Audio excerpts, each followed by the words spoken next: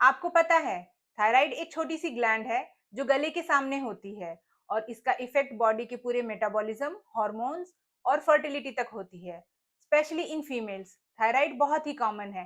तो आज हम जानेंगे थायराइड क्या है, इसके क्या टाइप्स है, क्या सिम्टम्स है और क्या ट्रीटमेंट ऑप्शन है। ये पूरा डिटेल में जानेंगे आज की इस वीडियो में। और इससे पहले की वीडियो में आगे बढ़े, अगर आप चैनल पर नए हैं तो चैनल को सब्सक्राइब कीजिए और वीडियो को पूरा एंड तक देखिए, जिससे कोई भी इंफॉर्मेशन आपसे मिस ना हो। थायराइड ग्लैंड क्या होता है?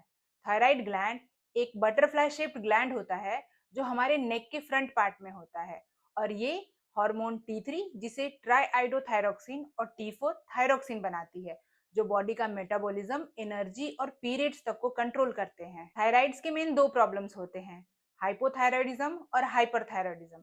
हाइपो मतलब जब थायराइड कम हार्मोन्स बनाता है और हाइपर यानी जब थायराइड हार्मोन्स ज्यादा बनाता है। फीमेल्स में हाइपोथायराइडिज्म ज्यादा कॉमन है, जो weight gain, hair fall, fatigue और इरेगुलर पीरियड्स तक के सिम्टम्स देते हैं। अब बात करते हैं सिम्टम्स की। हाइपोथायराइडिज्म में पहला symptoms weight gain, hair fall, tiredness, dry skin, constipation, irregular periods या फिर हेवी फ्लो होना और डिप्रेशन, ये सिम्टम्स हो सकते हैं हाइपोथायराइडिज्म में। अब बात करते हैं सिम्टम्स की हाइपरथायराइडिज्म में। तो वेट लॉस होना डिस्पाइट ऑफ ईटिंग वेल, यानी अच्छे से ठीक ठाक खाना खाते हुए भी लगातार वजन का कम होना। पाल्पिटेशन यानी धड़कन का तेज होना।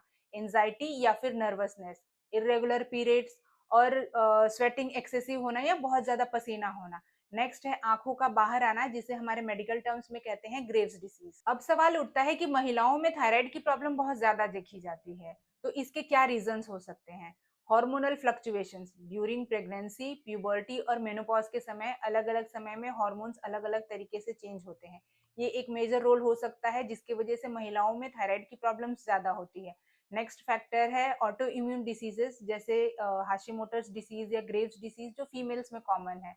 अगला फैक्टर है स्ट्रेस या फिर लाइफस्टाइल फैक्टर्स भी बहुत बड़ा मेजर रोल प्ले करते हैं महिलाओं में थायराइड की प्रॉब्लम्स होने का। डायग्नोसिस के लिए simple blood test T3 T4 TSH किया जाता है और अगर प्रॉब्लम ऑटो इम्यून है तो फिर एंटी टीपीओ एंटीबॉडीज टेस्ट भी किया जाता है। अब हम लोग जानेंगे ट्रीटमेंट पार्ट। तो एलोपैथिक मोड ऑफ ट्रीटमेंट में हाइपोथायरोडिज्म के केस में थायरोक्सिन की टैबलेट्स दी जाती हैं और हाइपरथायरोडिज्म के केस में मेडिसिन या फिर रेडियो एक्टिव आयोडीन दिया जाता है। कुछ कुछ केसेस में सर्जरी की भी जरूरत पड़ सकती है।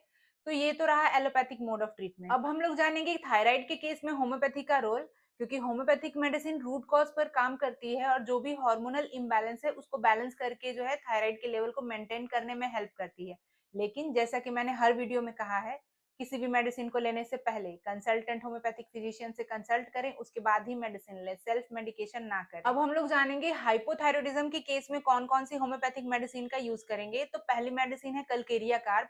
ये मेडिसिन उन पेशेंट्स के लिए यूजफुल है जिन्हें ठंडा ज्यादा लगता है, वेट गेन होता है, थकान जल्दी हो जाती है और पीरियड्स हेवी आते हैं, तो ऐसे पेशेंट को कलकेरिया कार्ब नाम की मेडिसिन का यूज करेंगे। अगली मेडिसिन है सेपिया।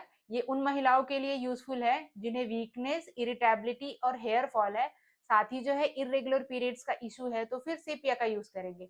अगली मेडिसिन है ग्रेफाइटिस। ये उनके लिए यूजफुल है जिन्हें ड्राई स्किन, कॉन्स्टिपेशन और हेयर फॉल ज्यादा हो, तो फिर ग्रेफाइटिस का यूज करेंगे। इसके अलावा नेक्स्ट मेडिसिन है नेट्रम्यूर। ये उन हाइपोथायराइडिज्म के पेशेंट्स के लिए यूजफुल है जिन्हें डिप्रेशन और मूड स्विंग्स होता हो, तो फिर नेट्रम्यूर का यूज करेंगे। तो हम लोग बात करेंगे कौन कौन सी मेडिसिन है जो हाइपरथायराइडिज्म के केस में यूजफुल होंगी। तो पहली मेडिसिन है आयोडम। ये उन पेशेंट्स के लिए यूजफुल है जिनका वेट लॉस होता है डिस्पाइट ऑफ ईटिंग वेल, जिन्हें जो है गर्मी बर्दाश्त नहीं होती है और एंजाइटी बनी रहती है। अगली मेडिसिन है स्पॉन्जिया, जो थायराइड इनलार्जमेंट में काफी यूजफुल है, स्पेशली इन ग्वाइटर के केसेस में। अगली मेडिसिन है लाइकोपस वर्जिनेसिया, जो पाल्पिटेशन और एक्सेसिव स्वेटिंग के लिए काफी यूजफुल मेडिसिन है। मेडिसिन के साथ में कुछ लाइफस्टाइल और डाइट चेंजेस भी करने होंगे, जैसे प्रोसेस्ड, पैकेज्ड और फास्ट फूड को अवॉइड करें, रेगुलर एक्सरसाइज करें, योगा करें, जॉगिंग करें, मेडिटेशन करें, 7 से 8 घंटे की नींद लें, शुगरी चीजों को भी अवॉइड करें, मीठा जितना अवॉइड कर सकते हैं करें, ठंडी चीजों को अवॉइड करें। इन सबको अवॉइड करके आप जो है अपने थायराइड के लेवल को बैलेंस में रख सकते हैं। थायराइड एक कॉमन प्रॉब्लम है, लेकिन अर्ली डायग्नोसिस और राइट ट्रीटमेंट से इसको कंट्रोल किया जा सकता है और होम्योपैथी इसके लिए सेफ और इफेक्टिव ऑप्शन हो सकता है।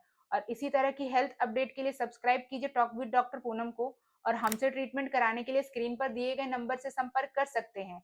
और दी गई जानकारी को अधिक से अधिक लोगों के साथ शेयर कीजिए, जिससे जो है जल्द से जल्द अपने थायराइड की प्रॉब्लम से वो छुटकारा पा सकें। तो मिलते हैं अगले वीडियो में होम्योपैथी की नई जानकारी के साथ। Thank you.